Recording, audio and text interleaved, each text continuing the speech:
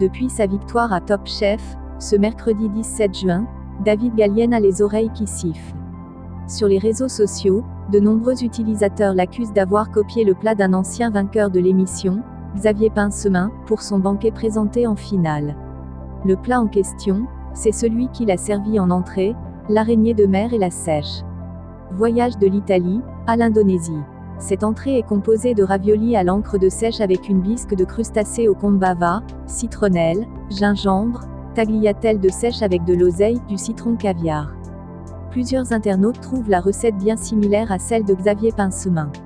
Zéro inventivité, zéro originalité, regrette le jeune homme ci-dessous.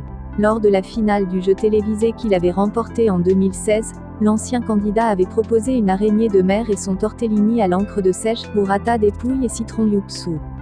De manière sarcastique, la jeune femme qui suit indique un lien vers ladite recette.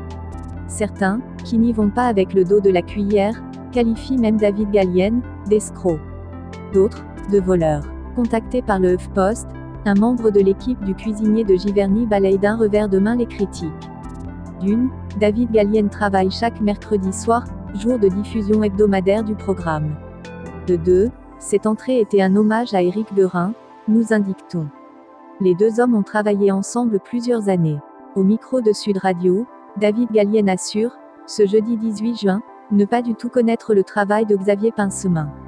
Aucun des deux n'a rien inventé, on réinvente, souffletait-il. Nous sommes dans des recettes complètement différentes avec une émotion différente. Flatté et amusé de voir son entrée réinterprétée, l'ancien vainqueur de l'émission se dit, lui, honoré.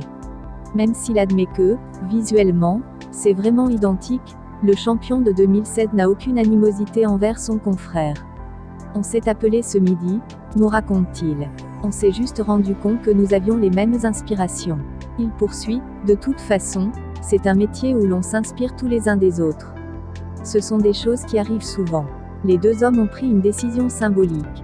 Ce lundi, ils dînent ensemble.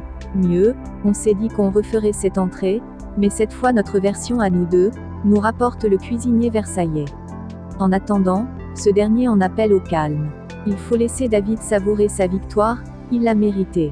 C'est bien joué de sa part.